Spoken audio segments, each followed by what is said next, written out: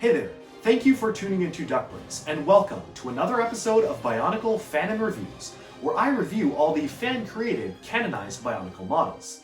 This model right here is not an official LEGO set, but instead it's been accepted into the G1 storyline either via LEGO contests like the 05 and 06 Dark Hunter and Rahi contests, or via the more modern ongoing TTV canonization contests, which are overseen by Greg Farshtey himself. Today's model originated from the 05 Rahi contest. It is the Silver Chute Spider. It's basically a Rahi indigenous to Metru Nui. You can see many of these scuttling around the chutes of the city, hence why the name is Silver Chute Spider. Obviously, there's no deep lore or backstory behind the character of this model. It was only mentioned a few times. It was kind of funnily mentioned that Nidiki, who was the Toa transformed into a spider-like creature, had an innate fear of Silver Chute spiders. He essentially was arachnophobic, which is very ironic considering his current appearance. But that's really the most major appearance that this had in the story. They were just kind of background animals, basically just oversized spiders. But story aside, I'll be reviewing this on 4 key points. Number 1 is posability, so can I get this into good poses without it collapsing, and can it hold up its own weight, or are there any stability issues? Number 2 is building techniques, so does this just recycle stuff from the existing sets, or does it actually try to do new things? Number 3 is overall aesthetics, so how good does this look in general, completely agnostic of the story and the world? Does this look believable as what it's supposed to be as a spider and whatnot? And number 4 is believability in universe. So compared against representative samples from the G1 storyline, does this scale correctly? Does this look believable as a Bionicle Rahi? And so on. But so let's set all that aside and just dive right into the review of the Silver Chute Spider. Alright, so here we have the Silver Chute Spider, a very unorthodox Rahi. We typically get bipedals or monkeys or apes or maybe lizards and the occasional fish, but there were not many spiders that were in the Rahi contest, much less spiders with the correct amount of legs for a real-world spider. So this model is certainly pretty unique just right off the bat. Obviously, articulation is going to be very different than what we're used to. Instead of having 2 legs and 2 arms and a head, this one has some more unique stuff going on. Let me start off with the most obvious things. The legs can be moved up and down and generally can be moved around as well, although the proximity of the location of the legs to each other kind of makes it hard for you to move some of the middle ones around, but I can kind of understand that. You wouldn't really see a spider in real life moving these in wild and wacky directions, outstretching their other legs, so this kind of makes sense to me in terms of the amount of articulation here. At the tips of every single leg, you can actually pinpoint and move the tip of the claw here. The 2 front claws utilize a different piece than the other claws. For whatever reason, I guess they figured this technique would make the front claws stand out just a little bit more. They used the Takanuva light staff piece here, later on which was used actually for spider claws for stuff like the Fenrak spider. And then we have the traditional Liwa Nuva air katanas here as the legs for the back, which also work out pretty well. However, I probably would have been happier if they just picked a style and stuck with it. I can understand maybe trying to do slightly different and unique things for the legs, for at least the front of the legs, but honestly I think it would have probably just looked better if it just used a standard style for the entire spider and just stuck with it, but that's just my personal opinion. You may actually like the fact that these are a little bit distinguished from the back legs. So definitely not saying that's 100% what should have been done, just my personal thoughts. It's very easy, however, to swap these out for the previous build for the back leg, so if you feel the same way as me, you can definitely very easily modify it and just use the exact same build for the front legs. But then we can move on because there's actually a little bit more articulation than just that. You can actually move the head around a little bit. See, it's mounted on a ball joint, but when I actually move this upwards, you'll notice that it has this whole long flex tube sticking through it. It's actually a much longer flex tube than it needs to be for whatever reason. I know that they got this probably from the Barog set, which is why it's so long. Kind of a waste of a flex tube if you ask me, but I guess it kind of makes sense to be sticking out of the front of the head as some sort of a front stinger. Maybe they use this to inject venom and whatnot, so it definitely does make sense on a spider, although maybe typically you'd think that the stinger would be on the back, but I can definitely see maybe a fantasy spider like this one having the stinger piece up at the front, so I do like that extra detail there. Moving on to the back abdomen, I do not know if this is intentional or not, but you can actually move it around. You can see that it's mounted on a click hinge, so you can move this up and down, even rotate it side to side if you really wanted to get that kind of motion going. Don't really know why you would want to do that, but the option is there if you want to, and there's just enough flex in the, well, flex tubes to allow for a full range of motion when you move it back and forth. Just make sure to really push these back into the Technic pins after a lot of movement because they can tend to go outwards. Moving on along these sides here, what I actually do like is that my hoses are a little bit short, I will admit, so probably the official model had something a little bit better, but they actually do have these hoses continuing all throughout the panels, so that's a pretty nice feature. And all in all, that's really all you get for Poseability. It's just the legs, the abdomen, and the head, which honestly was a little bit more than I was expecting because I didn't even expect that you could move around the abdomen or the head. I thought it would just be the legs. So Poseability is definitely fine. You definitely don't want anything more beyond that. It doesn't really make sense to have anything more. In terms of if it can actually hold up its own weight, that one is a tricky one. It can hold up its own weight, but with a bit of a caveat, it's very easy to just press down. You'll notice that in the position it is in right now, I can stick my hand underneath the spider and it will not brush against it. Like, it's not hitting the floor here or anything. It's perfectly fine off the ground, but if you just pick it up and plop it down, it'll very easily just sink to the ground, and the bulk of the body will just rest flat on the ground if you just kind of press it down. And honestly, this looks fine as well. Obviously, I think it looks a little bit better when it's elevated off the ground, but you honestly can't really even tell unless you're really looking at it from the side that it's kind of touching the ground there, so it's not a big deal, and definitely does still work out. It's not like a bipedal model where if it cannot support its own weight, it will just fall over. This is technically fallen over, but it looks just fine when it's resting on the ground, so it's definitely not a major con for me. All in all, I'm pretty happy with Poseability of this model, and it's definitely more than I expected.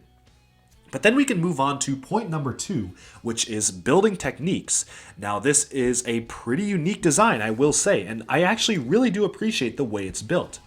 They utilize the Rahaga and Borak feet pieces here, aligned just 4 in a row to allow for these sockets to attach the standard Rakshi limb piece here, albeit with a Technic block placed on top for a full set of articulation. You've got a Borak windscreen, which is actually in a great position. You have this kind of transparent piece showcasing maybe some of the innards of the spider. You've got the tube snaking through the center here and going all the way out, so there's great attention to detail where parts usage is used. Even underneath the legs, you can see you've got this hose running all the way through the bottom and back of the abdomen. So really good use there. I also really appreciate the use of the Technic block pieces because they have these ridges here, which I don't know if this was intentional, but I think that it probably was, where that the ridges actually evoke the hose elements that are used for the internals, which really make it feel like this is one consolidated creature. Moving on to the back here, I also really like the use and the way that they use click hinges angled at an angle to mount Technic panels on the side of the model here. You'll notice when I go on the top-down view, these Technic panels are mounted at an angle, and it's a pretty cool and unique design. Of course, you have a flex tube here that's really just making sure everything's being held in and connected, and the back of it uses 2 different layers of the Nuju ice spikes. One is actually a little bit more forwards than the other, but it's basically using the Nuju ice spike piece to really allow for the back bulk of the abdomen, which again, I think is a great piece usage. Using a weapon like this as an actual abdomen on the back just because of the way it's shaped. I think it works out quite well. You even have the suggestion of maybe this is some sort of secretion gland, or maybe the web springs out of this area because of the way the Nuju ice spike pieces are curved, which give it a little bit of an extra detail, especially if you have this spider, maybe it's dangling or whatnot, or kind of crawling upwards, and you can imagine a string just hanging out of the back there. Maybe that's how I'll actually display this.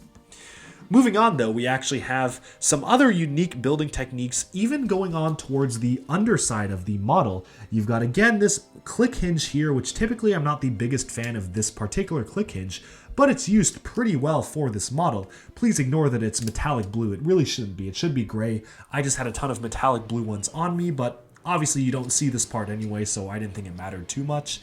And it's surprisingly frugal on the bottom. This is all pretty much hollow, but it doesn't bother me too much because of the way that it's really bulked around the outside, that you definitely don't even typically see the inside and the underside of its belly all too often. And of course the flex tube is here to kind of help with that too. Even moving on to the head, you've got a pretty interesting design with a standard Mata head being mounted on a ball joint, and really, if you look at it in one particular way, it literally just acts as a standard Mata head.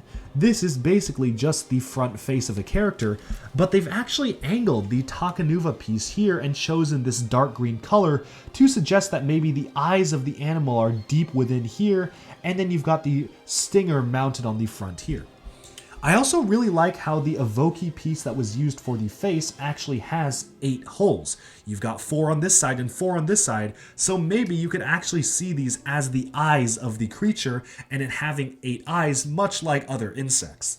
And then to move on, I think now is a good time to talk about aesthetics. Now that we've kind of covered building techniques, there isn't too much else I can say about that point. Maybe the only last con for building techniques is that, yeah, it doesn't really support the weight of its own body if you press down on it, but I mean, it is holding a pose perfectly fine like this, so I can't even really complain about that.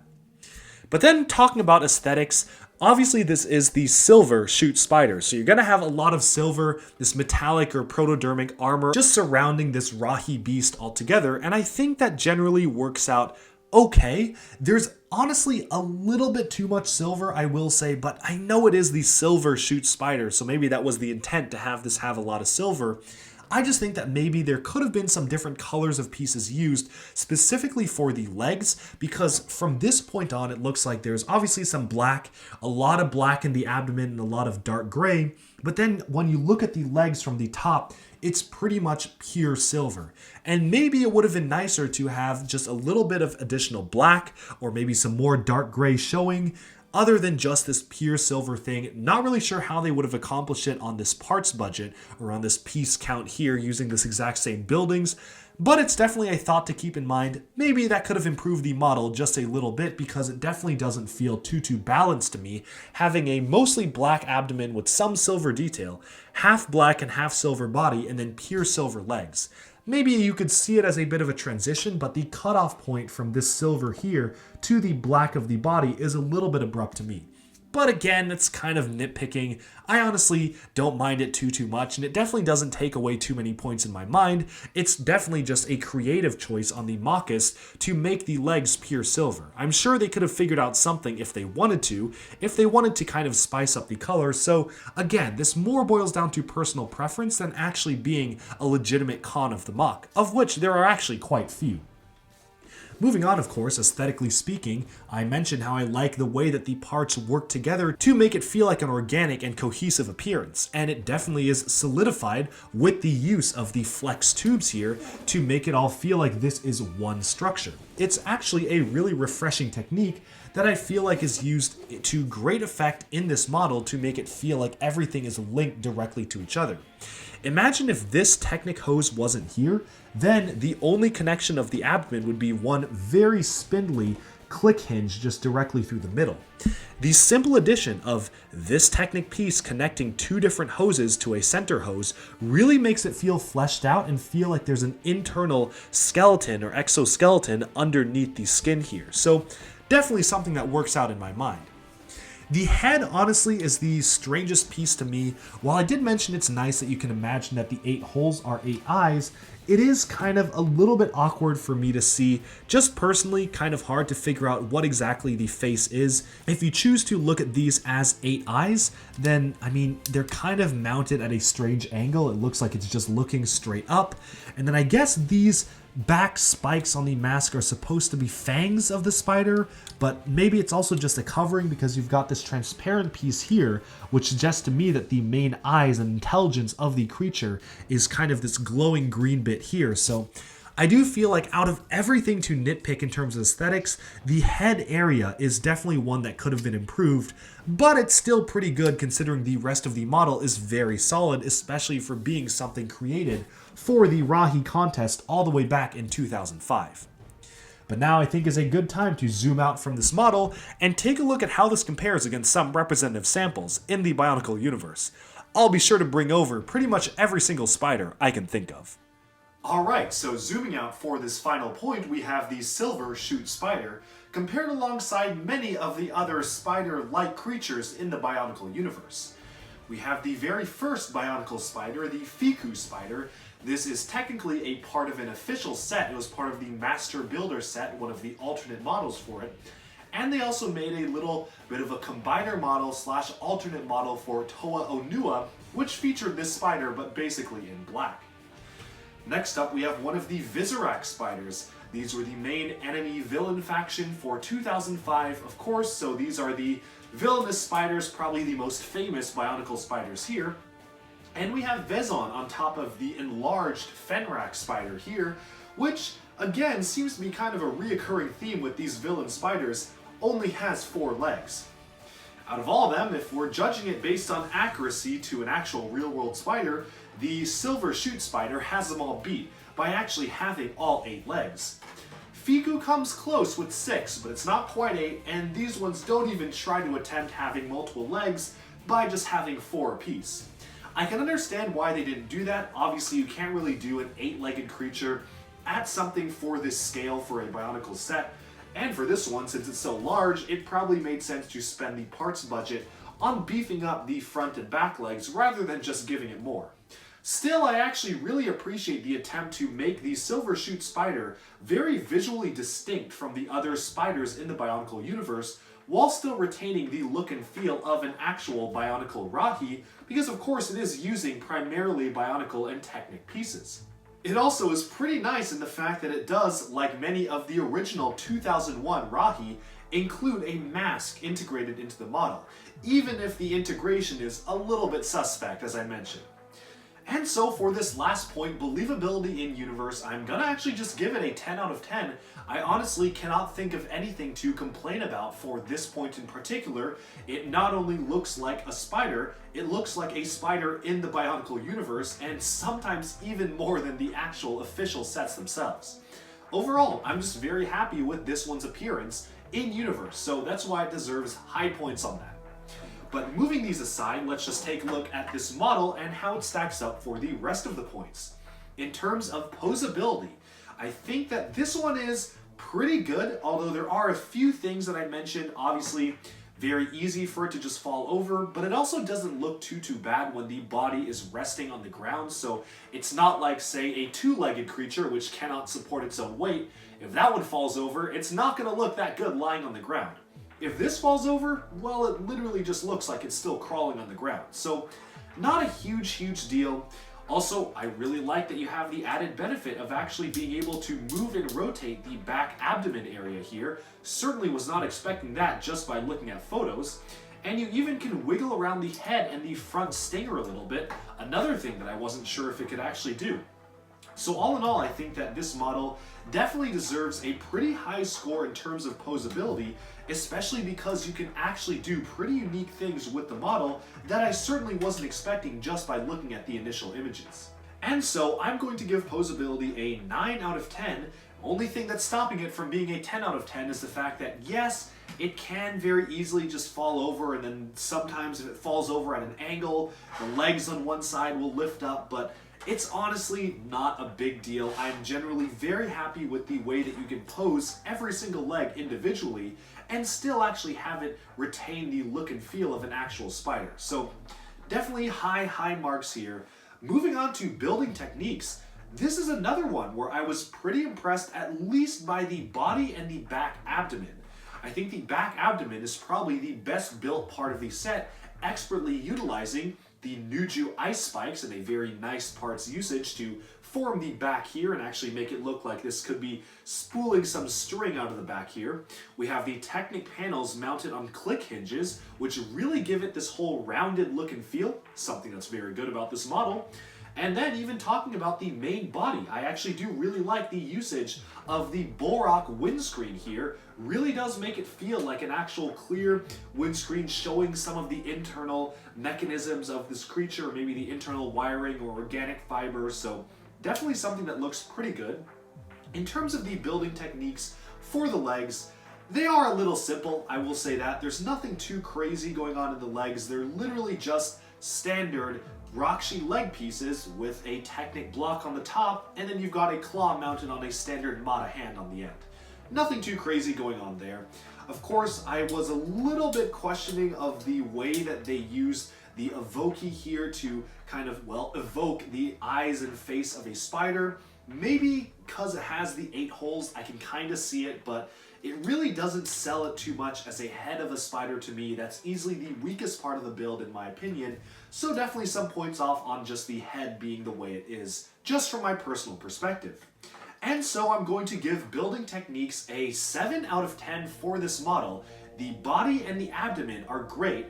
The legs do their job, but they're pretty simple. There's nothing crazy going on. And the head I think could use some work. I'm generally very positive on it, but it does have its minor cons and simplicities. That's why it's getting a 7 out of 10. And then moving on finally to overall aesthetics, completely agnostic of other creatures in the universe. Yeah, I'm going to give this one an 8 out of 10 in terms of overall aesthetics. I really do like the look and feel of this creature, very positive on that. Love the way that it actually includes all 8 legs, unlike some other spiders in the Bionicle universe, and I think the abdomen and body is done pretty good. That being said, I think maybe some of the color blocking could have been slightly improved. I know it's called the Silver Chute Spider, but it feels like there's a whole lot of silver on the legs, not a lot of silver in the back of the body and the abdomen. I almost feel like for the abdomen, it's basically primarily black, and then you have silver as a highlight color. The torso is also mostly black, but then completely silver where the legs are connected, and then the legs themselves are basically completely silver. Maybe if instead of the dark gray Rakshi legs, which adds a 3rd color to the color scheme, maybe if they used black legs instead, that would have fit in a little bit better with this design, or even just used black legs for the Borak legs alongside here, which attach the legs of the spider. That could have been maybe something that could have improved the color blocking a little bit, but overall I'm generally pretty happy with the aesthetics and the look and feel, so I'm going to give aesthetics an 8 out of 10. Color blocking maybe could have been improved, but I'm generally very happy with the rest of it, and it's not far from reality to say, okay, well maybe this is mostly black, this is mostly silver like the legs, and just kind of excuse that a little bit in your mind because I'm sure there are some real world animals that have similar colorations. But with that, I think we've about summed up this review of the Silver Chute Spider. Let me know down in the comments below if you have this built, what do you think of it? And if not, how do you like the review and do you agree with my points? Also, let me know what do you want to see reviewed on the show next. And as usual, be sure to stay tuned to Duck Bricks every single Monday, unless otherwise stated, for a brand new Bionicle Fanon review. Thank you all so much for tuning in. That about sums up this model. I'll talk to you again very soon, and bye-bye for now.